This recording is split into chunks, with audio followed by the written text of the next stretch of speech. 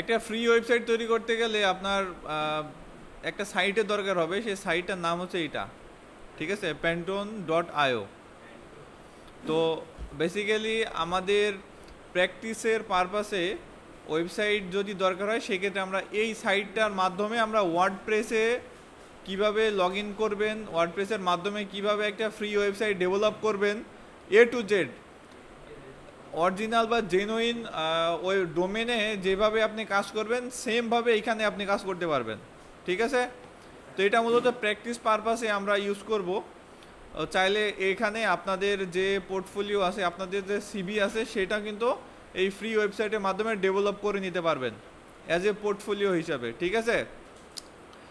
তো এই সাইটে আমরা প্রথমে যাব, সাইটের ভিতরে যাই। এখানে আমার প্রিভিয়াস অলরেডি অ্যাকাউন্ট করা আছে, নতুন অ্যাকাউন্ট কিভাবে করবেন আমি A to Z সব কিছু দেখাই দেব। তো এইখান থেকে আমি প্রোফাইল অপশনে ক্লিক করলাম। এই যে আমার কিন্তু অলরেডি অ্যাকাউন্ট এখানে আছে, এখান থেকে আমি জাস্ট লগ আউট করে নেব।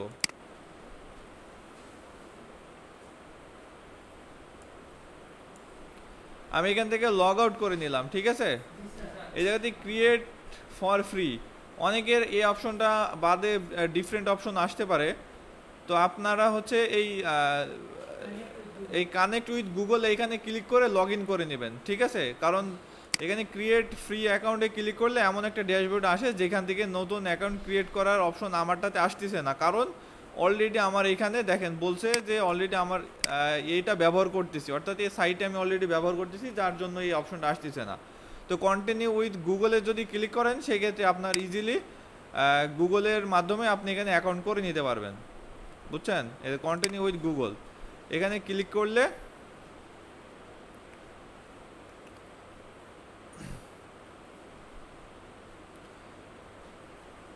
আচ্ছা, আমার যে অ্যাকাউন্টটা করা আছে কন্টিনিউ উইথ গুগল, আমার সেম অ্যাকাউন্টে আমি যেহেতু ট্রাই করতেছি অটোমেটিকলি লগ ইন হয়ে যাচ্ছে, ঠিক আছে।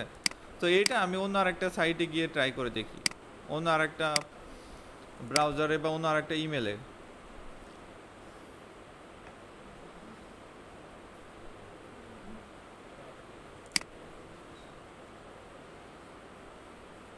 আচ্ছা, আমি এইখানে ট্রাই করি। এখানে অ্যাকাউন্ট করা আছে কিনা শিওর জানি না, দেখি এখানে হয় কিনা।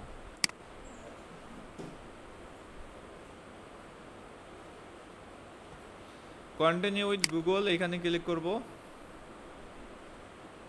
আচ্ছা, এইটাতে অ্যাকাউন্ট করা নেই। দেখেন এই জায়গাতে আমার যে ইমেলটা আছে ইমেলটা ব্যবহার করে আমি কন্টিনিউ উইথ গুগল এটা করে দিতে পারবো, ঠিক আছে। তো ইউজ অ্যানাদার অ্যাকাউন্ট, আমি এখান থেকে আপনাদের একটা অ্যাকাউন্ট ব্যবহার করব। বলেন কে দিবেন? হোয়াটসঅ্যাপে দিয়েছেন?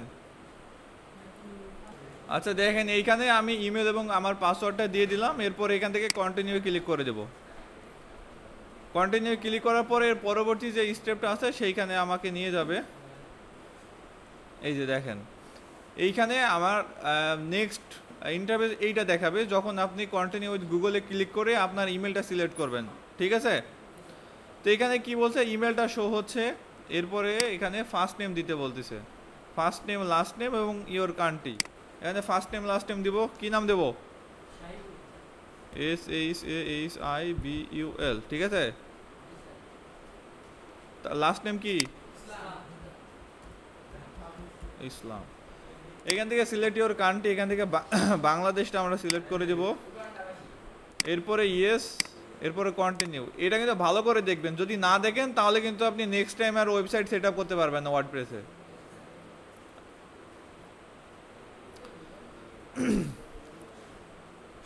দেখেন এই জায়গাতে আমাদের কিন্তু এই সাইটটাতে আমাদের অ্যাকাউন্ট ক্রিয়েট করা শেষ, ঠিক আছে। এখন এখানে কি বলছে, আমাদের এখানে সাইট আছে 0। আমরা কয়টা সাইট ব্যবহার করতে পারবো এই জায়গাতে? আমরা সর্বোচ্চ 2টা ওয়েবসাইট ক্রিয়েট করতে পারবো, ঠিক আছে। অ্যাকাউন্ট টাইপ কি দেখাচ্ছে? সিলভার। তো আমরা যেহেতু একটা ওয়েবসাইট ক্রিয়েট করব, ফ্রি ওয়েবসাইট, সেক্ষেত্রে আমাদের কি করতে হবে, এই জায়গাতে দেখেন start a project, you can create 2 free sandbox site with your current plan. অর্থাৎ আমার বর্তমান যে প্ল্যানে আসি এখান থেকে আমি 2টা ওয়েবসাইট তৈরি করতে পারবো ফ্রিতে, ঠিক আছে। তা আমরা যেহেতু নতুন একটা ওয়েবসাইট ক্রিয়েট করব সেক্ষেত্রে দেখেন ক্রিয়েট নিউ সাইট, এই অপশনটাতে ক্লিক করব, create new site. Create new সাইটে ক্লিক করে দেওয়ার পরে এমন একটা ইন্টারফেস আসবে আমাদের। তা আমরা যেহেতু ওয়ার্ডপ্রেসে লগ ইন করবো, আমরা অন পেজ এসিও করার জন্য আমরা ওয়ার্ডপ্রেসে যেহেতু আমাদের যাওয়া দরকার হবে, সেক্ষেত্রে আমি এখান থেকে হোয়াট কাইন্ড অফ সাইট, এখানে আপনি কোন সাইটটা চাচ্ছেন, হ্যাঁ আমি এখান থেকে ওয়ার্ডপ্রেস দিয়ে দিব। কাস্টম এখানে যদি ক্লিক করেন তাহলে আপনার অন্য অন্য সাইটগুলো দেখাবে, যেমন শপিফাই, অ্যামাজন, এইসব টাইপগুলো দেখাবে, বাট আমাদের দরকার ওয়ার্ডপ্রেস। তো আমি ওয়ার্ডপ্রেসে ক্লিক করে দেবো। ওয়ার্ডপ্রেসে ক্লিক করে দেওয়ার পরে এর পরবর্তী যে ইন্টারফেস সেটা আমাদের কাছে চলে আসবে। এখন দেখেন এখানে কি বলছে, নেম ইওর, অর্থাৎ আপনার সাইটের নেম কি দিবেন সেটা এখানে দিতে হবে। এখন আপনার যে নাম হতে পারে বা আপনার কোনো ডোমেন নেম হতে পারে, যে কোনো একটা এখানে দিয়ে দিতে পারেন। কি দেওয়া যায় বলেন তো?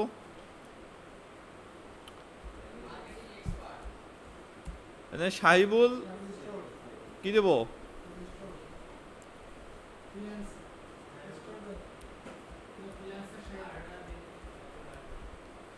এইটা হচ্ছে আমার domain name, on kind of domain name, ঠিক আছে। দেখেন এই পাশে আমরা দেখতে পাচ্ছি এই যে আমাদের যে HTTPS, আমরা যে এখানে হোয়াট ইজ এসইও এইটা লিখে যখন সার্চ করছিলাম, তখন এই পাশে আমাদের মনে করেন যে যেসব ওয়েবসাইটগুলো শো হতো, ওই গেল ওয়েবসাইট আসে না, এই যে দেখেন এই যে ওয়েবসাইটগুলো আছে না, এইগুলো কিন্তু তাদের পেইড ওয়েবসাইট, অর্থাৎ ডোমেন কেনা ওয়েবসাইট। এক্ষেত্রে দেখেন এই ডোমেন নেমের আগে এবং পিছনে এক্সট্রা কোনো কিছু কিন্তু নেই, বাট আমাদের এই জায়গাতে দেখেন এই যে ডিইভি, হ্যাঁ তারপরে সাহিবুল ফ্রিল্যান্সার ডট, তারপর সাইটের নাম আছে, দেখতে পাচ্ছেন? এটা কেন? কারণ আমরা এটা ফ্রিতে পাচ্ছি, দ্যাটস ওয়াই তাদের ইনফরমেশনগুলো এখানে থাকতেছে। হ্যাঁ, এইখান থেকে কোন রিজনে সাইট হবে, এখান থেকে আমরা United state of America select করে দেবো, এরপর কন্টিনিউ বাটনে ক্লিক করব।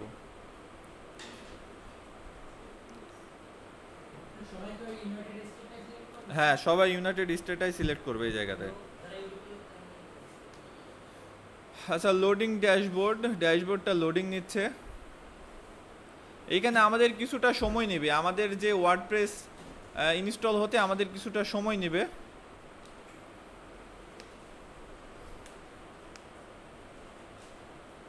আমরা কিছুক্ষণ ওয়েট করি। দেখেন আমাদের কিন্তু কমপ্লিট হয়ে গেছে এই জায়গাতে। তো এরপরে আমাদের এখান থেকে visit your Pantheon site dashboard, আমার এখান থেকে ড্যাশবোর্ডে চলে যাব।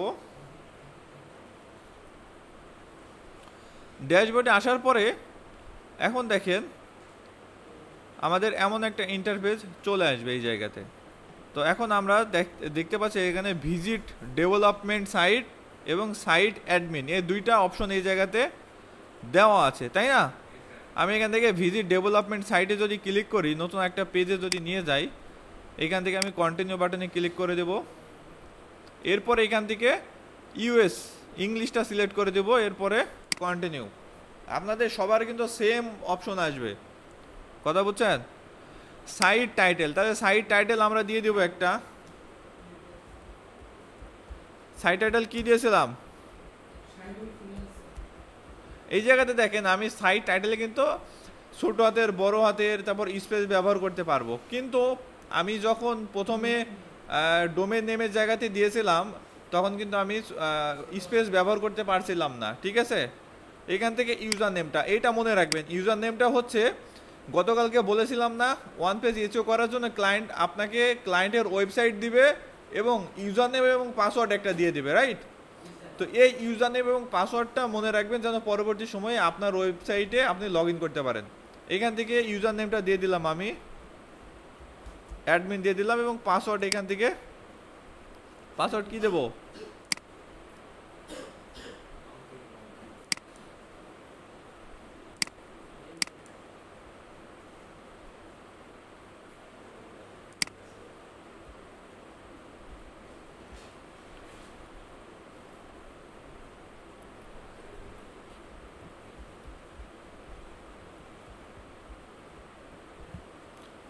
দেন এখান থেকে আমি পাসওয়ার্ড একটা দিয়ে দিলাম। এরপরে ইওর ইমেল অ্যাড্রেস, অর্থাৎ এই জায়গাতে আমাদের যে ইমেল অ্যাড্রেসটা দিয়ে আমরা অ্যাকাউন্ট ক্রিয়েট করেছিলাম সেই ইমেল অ্যাড্রেসটা আমরা এখানে দিয়ে দেব। কী ছিল ইমেল অ্যাড্রেস? নীল এমডি 7133 @gmail.com। এখান থেকে আমি ইমেলটা সিলেক্ট করে দিলাম, ঠিক আছে। এই অপশনটা আমরা টিক মার্ক দেব না। এরপরে দেখেন ইনস্টল ওয়ার্ডপ্রেস।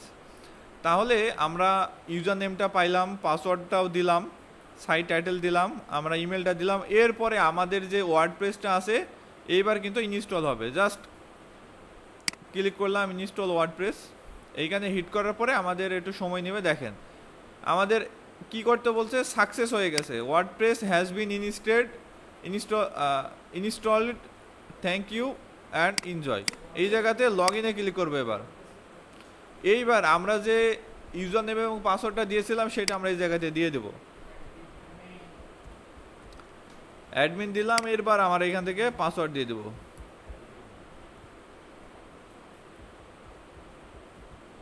এরপরে ইন্টারে হিট করব অথবা লগ ইনে ক্লিক করব। দেখেন ফাইনালি আমাদের কিন্তু ওয়ার্ডপ্রেসটা ইনস্টল হয়ে গেছে। দেখছেন এই যে আমাদের যে ওয়ার্ডপ্রেসটা সেটা কিন্তু কি হয়েছে, ইনস্টল হয়ে গেছে। এখন আমরা আমাদের যে ওয়েবসাইট, আমরা আমাদের ওয়েবসাইটটা এখন দেখতে পারবো কিভাবে। এই ভিজিট সাইটে যদি ক্লিক করি তাহলে এই যে এইটা হচ্ছে আমার ওয়েবসাইট। বর্তমানে সাইবুলের ওয়েবসাইট হচ্ছে এইটা। এখানে কোনো থিম নেই, কোনো কিচ্ছু কিন্তু করা নেই, এই জায়গাতে করা আছে। এখন আমাদের একটা প্রফেশনাল মানের ওয়েবসাইট তৈরি করতে গেলে কি কি দরকার হবে সেগুলো কিন্তু আমরা এখন করব, ঠিক আছে। কারণ আমাদের ওয়েবসাইটে কিন্তু কিচ্ছু নেই।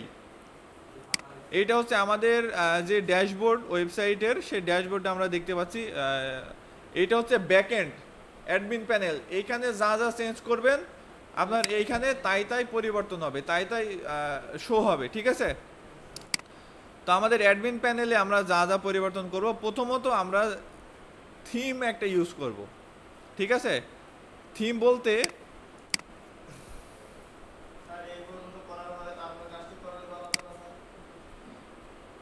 এই জায়গাতে আমরা যেহেতু একটা থিম ইউজ করব, আমি যদি এই সাইটের ভিতরে যাই সেক্ষেত্রে এই সাইটটা দেখেন, এইখানে একটা লোগো আছে, একটা নাম আছে, এখানে ভিজিট, অ্যাপ্লাই, তারপর এখানে অনেকগুলো কন্টেন্ট দেওয়া আছে, নিচে অনেকগুলো অপশন দেওয়া আছে সোশ্যাল মিডিয়া অ্যাড করার জন্য। এই যে বিষয়গুলো সবগুলো কিন্তু আমাকে কি করতে হবে, অ্যাড করতে হবে বা যুক্ত করতে হবে, তাই না।